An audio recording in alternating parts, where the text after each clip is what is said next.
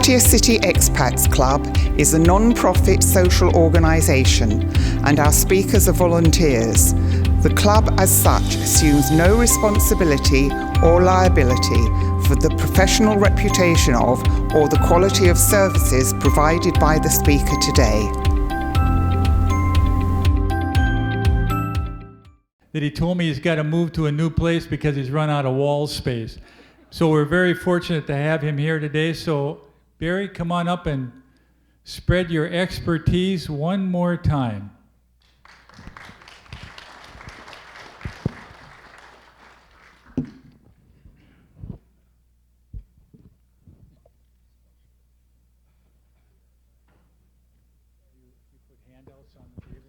Yes, there are some handouts on the table. They're not desperate, but if you really can't live without one, the chairman here has a few extra, but they're not vital, you know. You don't get 30 baht or something if you've got one. Okay, so we'll do a quick look through the yellow book and the pink card for a few minutes, and then because there's no real answer to it, whether you should have one or whether you shouldn't, it's a matter of opinion. Those of you who have the yellow book and the pink card can then contradict me, and that's no problem. We're all here to learn from each other. What is the yellow book and the pink card?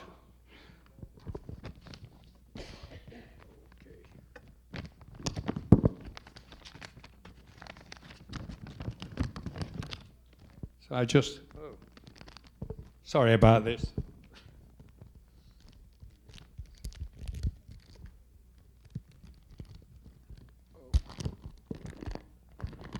I borrowed these documents. I don't myself have a yellow book or a pink card.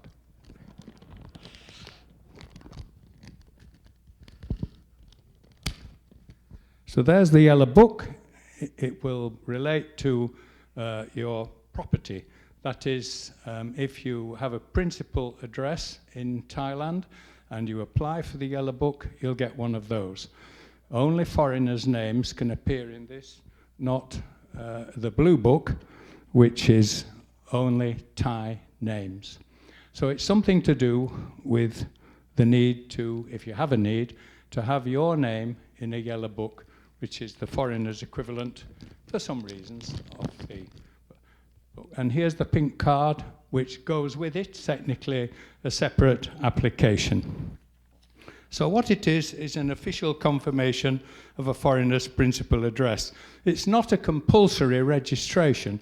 Some people think that if you automatically get a yellow book, if you buy a condo, for example, not so. It's not compulsory to have it. You can only have one at a time. What do you do if you have two addresses? You know, you live in Chiang Mai and Phuket, hard luck. You can only have one. You have to choose that and apply locally. And it's useful for some administrative purposes. And how many administrative purposes and whether it's worth it is for you to say.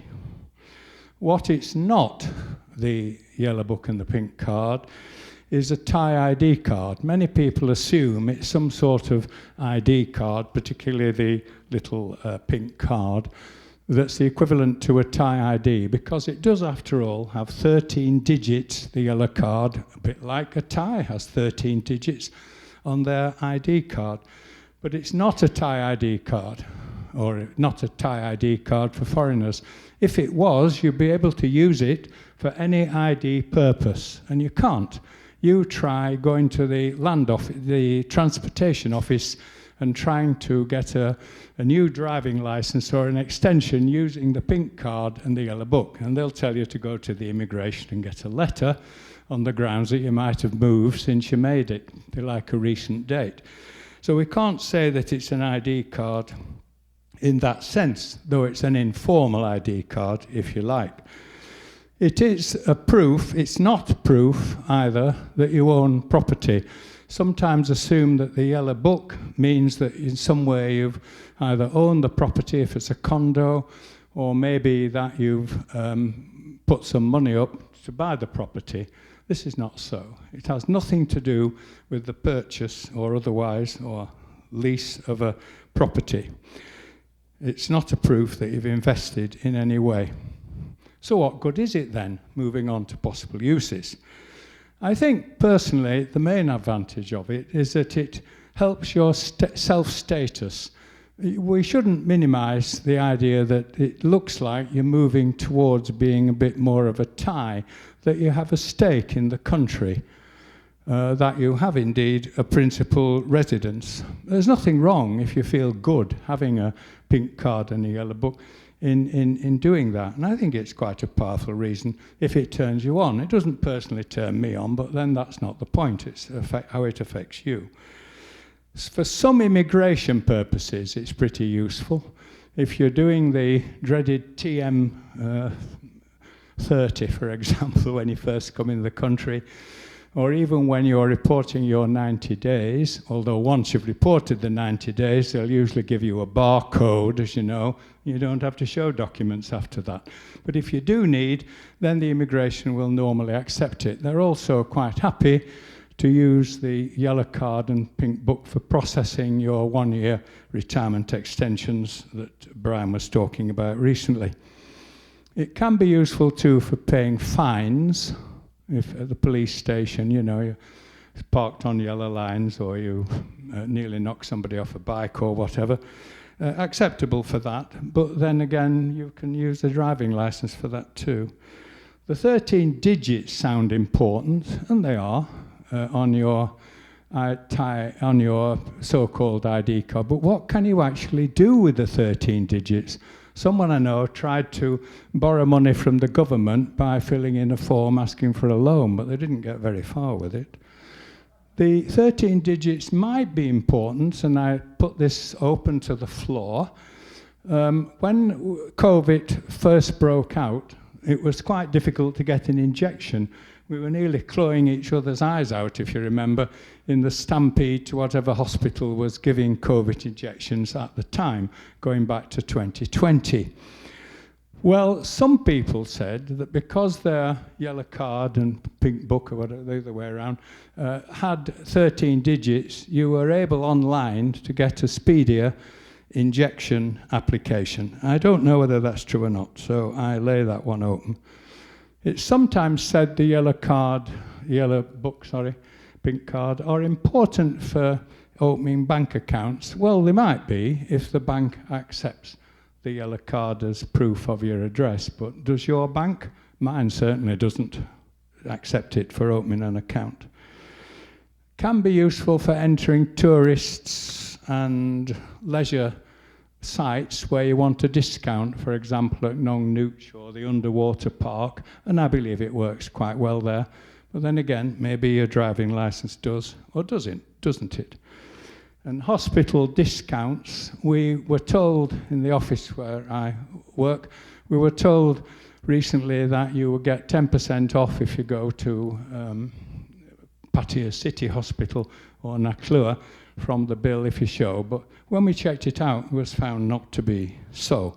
So it's really a question of how you find, in the light of experience, your card. It certainly does no harm to have it, and it's not that difficult to get anyway. Move on to documents required for the pink card. Some of these are falling on the floor, but never mind. It's a very small desk, this.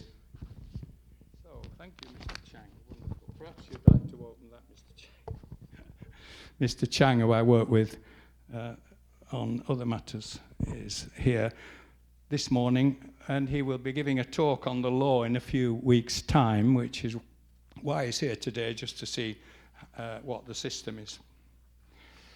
So this is, you need first of all your passport, of course, the up-to-date one, and you will need to bring the blue book. Every property in Thailand, though it doesn't have your name on it, will be a blue book, which either will have no name in it at all, or it will have the name of a Thai. You need it in order to apply for the yellow book. Say, if you have one, yourself, which you might have if you bought a condo. They'll give you a blue book with it, but it won't have your name in it, with one exception. If you are a permanent resident, PR, those are those rare birds who do not have a final date in their passport when they have to leave the country. They don't need visas. Difficult to obtain. You don't apply for it. It's a government, well, you do, but it's a government discretion whether to give it to you. Can you sing the national anthem in Thai? Might be one of the questions there you will be asked in the course of the process. But permanent residents can, I understand, have their name in the blue book, but I've never seen one.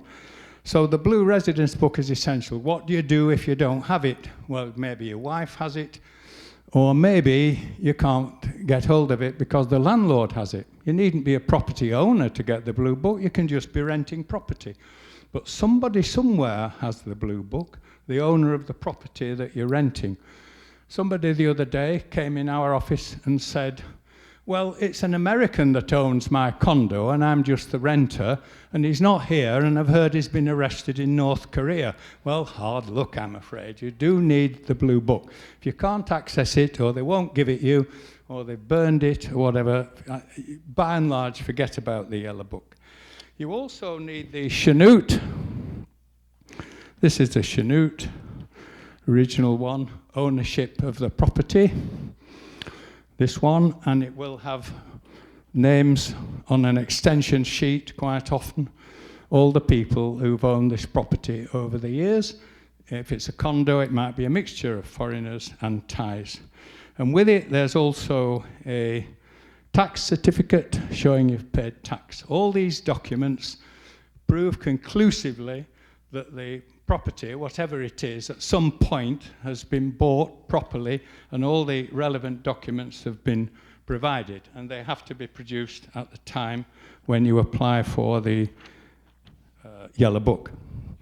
So have you got all these documents? The blue book, the Chenoot, the sales contract and the tax certificate. They normally be clipped together. Without them, you can't really do it. You're also going to need 2 witnesses to go to City Hall or the district office where you apply, depends where you live. Come back to that in a minute. 2 witnesses who say they know you live there, and they have to accompany you to the office where the yellow book is given. It can be a bit inconvenient getting people. They may also be asked to write a statement saying they've known you and you're a lovely person and never committed a crime here and what a reliable person you are. You will also need a certificate of residence from the immigration. I think you know what they are. Every time you renew your driving license or open a bank account, you need one, and for some other purposes too. You will certainly need the Thai owner's ID, and possibly his permission if you are a renter. If you own your own condo and you're applying for the yellow book, that's different. But if you don't own your own property, or a renter or a leaseholder, you need the permission of the owner, as well as producing all the documents that the owner has that I mentioned a moment ago. You might need an embassy stamp on your passport, because there's no national rules. It's up to the local office to say what you need. What a nuisance that is. You know, it means you've got to make an appointment probably, or do it online to get an official stamp on your passport. But it can be done, and it's not always asked for, but it might be asked for. It probably won't be asked for if you use an agent who is well known to the authority. They may trust him to not ask for it. Even worse, if you're asked to show a birth certificate, they might say, well, how do we know it's not fake?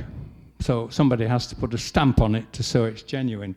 Embassies won't do that, not a single embassy, because they don't know whether it's a fake birth certificate or not. How do they know that? They do know with the passport. Why? Because they have access to the database from the home country.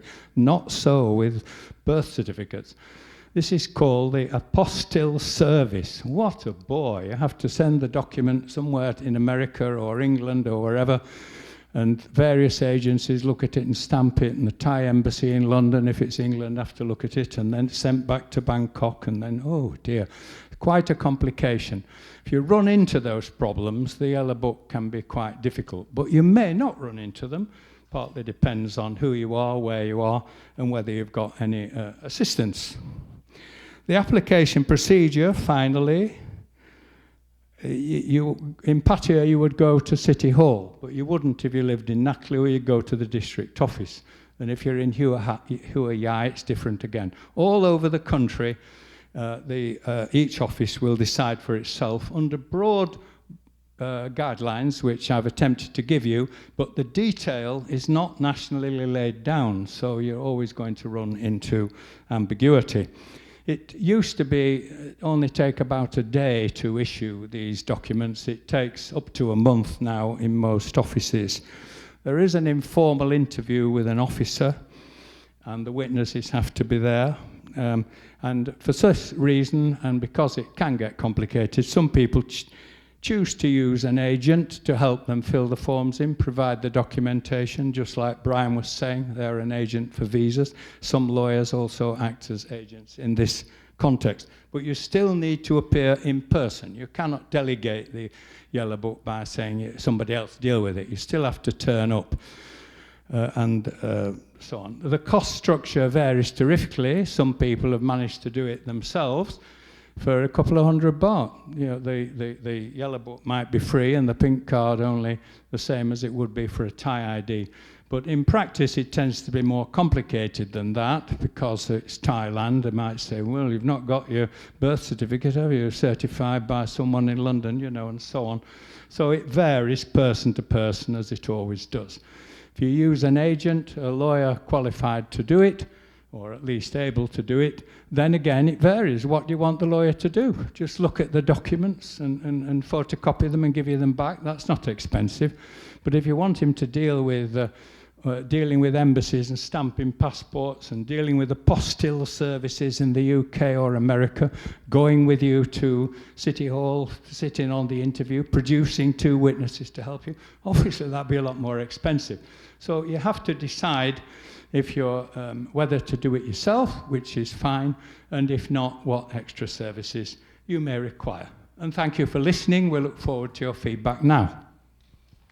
Thank you very much, Barry.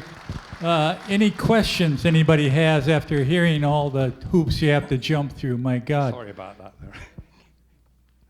Or comments. They don't need to be questions. Hang on.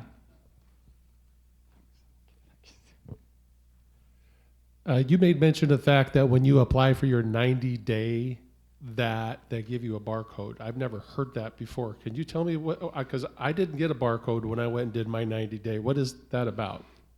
Well, when you go to when you haven't got a 90, I think you can answer it. You can answer it for me? No, okay. Well, it's simply that when you go to the immigration the first time and you have a 90-day report, it requires you to prove your address, fill in a form, photocopy your passport, etc., etc. And on the first time you do it, or sometimes the second, they will give you a form with a barcode on it, like in the supermarket. 3 Scotch eggs and a chocolate bar, you know. And you can show this form with a barcode instead of going through the bureaucracy I described a moment ago. If you've not got one, ask for one. Barry, on your list here, it says certificate of residence. Sorry, where is this coming from? Over here, to the left. Over there, sorry, Yeah. yes, sure. Certificate of residence from immigration. TM30 counts as that or not? No, they want a separate. They're very keen on having a date on the top of the letter that's very recent. Remember that letters from the immigration certificates of residence are only valid for 30 days. So that's why they're popular with bureaucracies. They know it's recent, whereas when you bought the Yellow Book 2 years ago, maybe you've moved, you know, this kind of stuff, you know. Hello. Thank you for the talk. It sounds like it's a very complicated process. I wonder, in a year, how many people do you help get a Yellow Book? Well, I would say that in the last year, I personally have been involved in about 10 such cases. But there are, and we try to be honest with people, as we should always try to be. It's a matter of pros and cons. I don't think it's a simple solution whether you should apply for a retirement visa or extension of stay or a marriage visa if you happen to be married. It's partly a matter of opinion. So I would say that about 10, yeah. We all got them, by the way. I didn't go to City Hall with them myself either. Okay, Barry, I have to translate for this beautiful lady here. I am currently under contract for a year on my house. It ends in 4 months. When will I receive a yellow card to this address? Will changing the address be a problem? Yes, if the yellow card is only valid on the day that you receive it, when they give it to you, you have to be living in that address. So it doesn't matter whether there's 3 months left on your contract or 30 years. But if you move, then the yellow card and pink book are no longer relevant, no. Connected to an address. It's connected to a specific... Yes, of course. When you move to another address, the thing ceases to be valid, which is why some agencies are suspicious of it. They think you might have moved and not told anyone, that's the issue. Which doesn't apply much with a certificate of residence because it's always very recent and has a date at the top.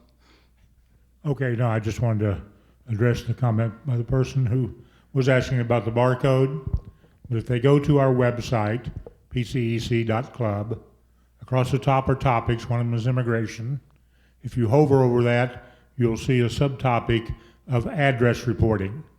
Click on that, and it will tell you about the TM30. It will tell you about the 90-day address reporting. And under the 90-day address reporting, it'll tell you how to do it by mail, how to do it by in-person, and how to do it online. And it does also mention the barcode on the letter, which basically is when immigration, if you're doing it in person, it jumps in when they do your receipt and put it in your passport, it will have a barcode on it. When you go back, you just hand them your passport, they scan the barcode, it brings up the information, they update it, and put you a new one. Well done, Darryl. He always knows, doesn't he? Well done. Okay. Okay. There's one on your right. Hang on 1 minute.